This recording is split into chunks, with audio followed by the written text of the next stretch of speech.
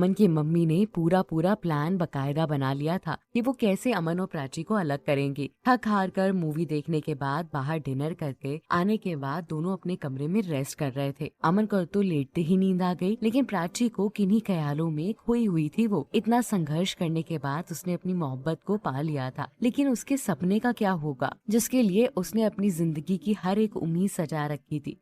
अभी भी परेशान प्राची ये सारी बातें सोच रही थी, तभी अचानक उसका फोन बजा। फोन आरव का था। फोन रिसीव करके प्राची बोली, हाँ आरव बोलो। प्राची, इस टाइम कॉल करने के लिए सॉरी, इतनी लेट तुम्हें फोन करना गलत है बट अर्जेंट था। हाँ बोलो ना, क्या बात है, प्राची ने जवाब दिया। मुझे कुछ तुमसे बात करनी है, आरव ने कहा। कहो। हमने जो कॉन्ट्रैक्ट साइन किया था रूबल चौधरी के साथ, उनकी फाइल कहाँ है? मुझे याद नहीं, बट हो सकता है मेरी कबर्ड में हो या कहीं और रखी हो। तुम एक बार चेक करवा लेना कल। वैसे क्या काम आ गया एकदम इस फाइल का? प्राची चौंक कर बोली। रूबल चौधरी ने डील करने से मना कर दिया है। क्या? क्यों? I mean, वो क्यों कर रहे हैं ऐसा? वो डील कैंसिल क्यों कर रहे हैं? जब डील हमने साइन की थी तब तो बहुत सही था सब कुछ। अब क्या हुआ? पता नहीं क्या हुआ और कैसे हुआ। वो काफी गुस्से में नजर आ रहे थे। शाम को मुझे फोन किया और सीधा बोल दिया कि वो हमारे साथ कोई डील नहीं करना चाहते। क्या कह रहे हो तुम? वो ऐसा नहीं कर सकते। तुमने युग से बात की? हाँ मैंने उसको कॉल किया था पर उसने कॉल रिसीव नहीं की। चलो तुम अभी रेस्ट करो, मैं फाइल देखता हूँ। ये कहकर आरव ने फोन काट दिया तो प्राची टेंशन में आ गई। उसे समझ नहीं आ रहा था कि रूबल चौधरी ने ऐसा क्यों किया था, लेकिन वो इतना तो जानती थी कि हो सकता है कि वो शादी वाली बात को लेकर नाराज हो। लेकिन इस पर्सनल काम को प्रोफेशनल काम के संग अटैच करने की क्या जरूरत आ पड़ी? शादी कैंसिल हुई, ये बात प्राची जानती थी और उसे इस बात का दुख भी था। जो भी हुआ सबके सामने हुआ था, फिर रूबल चौधरी ऐसा क्यों कर रहे थे? ये बात प्राची को बार बार परेशान कर रही थी। तुम अभी तक सोई नहीं? अमन ने प्राची को देखते हुए कहा। नींद नहीं आ रही थी, ये कहकर प्राची सीधी लेट गई और अमन उसे देखते हुए बोला, कोई बात है जो तुम्हें परेशान कर रही है? नहीं नहीं, ऐसा कुछ भी नहीं है, बस नींद ही नहीं आ रही थी और कुछ नहीं है। ये कहकर प्राची सोने की कोशिश करने लगी। अमन प्राची को ऐसे परेशान देखकर थोड़ा हैरान था। अभी शादी को एक ही दिन हुआ था, पर यूं प्राची को परेशान देखकर उसे हैरानी हो रही थी। नई नई शादी थी तो अमन चाहता था कि वो दोनों एंजॉय करे। प्राची ने अमन को काफी टेंशन में डाल दिया कि हो सकता है किसी बात को लेकर वो परेशान हो या कोई ऐसी बात हो, और ये जानकर अमन खुद भी सो गया।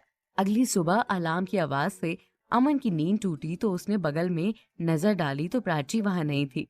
फिर उसने एक बार घड़ी की ओर देखा तो घड़ी में सुबह के 7 बज रहे थे। अमन ने अंगड़ाई लेते हुए चादर हटाया और बैठकर प्राची को आवाज देने लगा। प्राची, प्राची कहाँ हो तुम?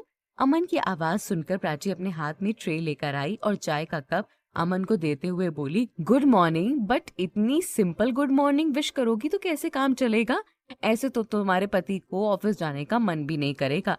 गुड मॉर्निंग विश करना है तो अच्छी तरीके से किस के साथ करना होगा। किस दे दो ना, अमन ने फिर से कहा। तो प्राची अमन की आंखें दिखाते हुए बोली, अभी ना तुम बहुत नॉटी होते जा रहे हो, सच्ची। अब अपनी पत्नी से किस ना मांगू तो किससे मांगू? अगल बगल वालों से? ये किसी और का काम भी मत लेना, हाँ, और का नाम भी मत लेना। मैं नहीं चाहती कि किसी और की परछाई भी मेरे प्यार पे पड़े। ये कहकर प्राची ने अमन को किस कर दिया तो अमन ने उसे अपनी बाहों में भरकर कहा, टेंशन मत लो, कभी कोई नहीं आएगा। तुम थी, तुम हो और तुम ही रहोगे। हाँ रहने दो। जब मुझसे नफरत करते थे तब कैसे आयशा के साथ घुमा करते थे? मुझे तो देखते भी नहीं थे, बहुत बुरा लगता था। मन तो करता था कि। ये कहते कहते प्राची की आंखों में आंसू आ गए तो अमन उसकी आंखों पोंछ कर बोला, मेरी जान टेंशन मत लो, वो टाइम कुछ और था। उस टाइम मैं गलत फहमी में था, पर अब मैं सच जान चुका हूँ और सच जानने के बाद मैं तुमसे प्रॉमिस करता हूँ कि हमारे बीच कोई नहीं आएगा, अभी भी और आज भी और आगे भी। अच्छा उठो, जल्दी ऑफिस जाने के लिए लेट हो रहा है वरना मम्मी जी फिर से चिल्लाएंगी। ये कहकर प्राची वहां से किचन में चली गई और ब्रेकफास्ट की तैयारी करने लगी। तो अमन की मम्मी किचन में आकर प्राची को देखते हुए बोली, क्या बनाने वाली हो आज ब्रेकफास्ट में? जी मम्मी जी, मैं पोहे बनाने का सोच रही थी, प्राची ने हिचकिचाते हुए कहा। पोहा वोहा यहाँ कोई नहीं खाता, सबको ब्रेकफास्ट में सैंडविच और जैम चाहिए।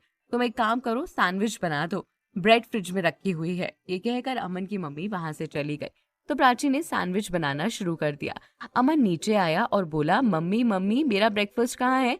प्राची बना रही है तुम्हारे लिए ब्रेकफास्ट, अमन की मम्मी ने जवाब दिया और फिर किचन में जाकर प्राची से बोली, बहू तुम जरा मंदिर का दीपक जलाकर आना, मुझे ध्यान नहीं रहा, तब तक सैंडविच देखती हूँ मैं।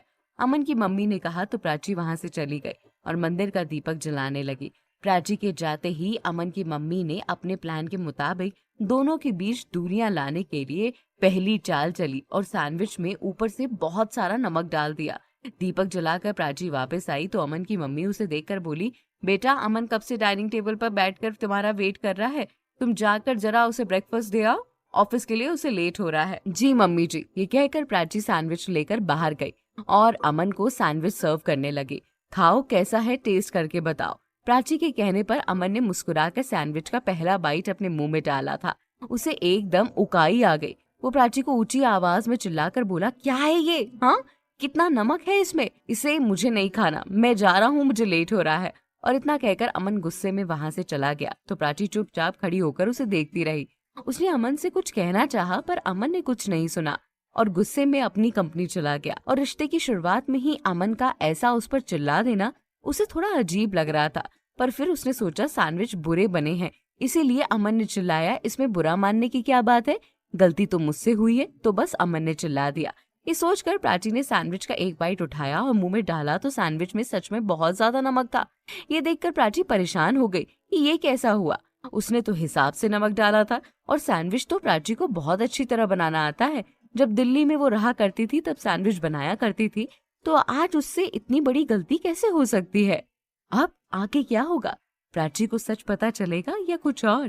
फिलहाल अगले एपिसोड का इंतजार। ये एपिसोड कैसा लगा नीचे कमेंट करके जरूर बताइएगा।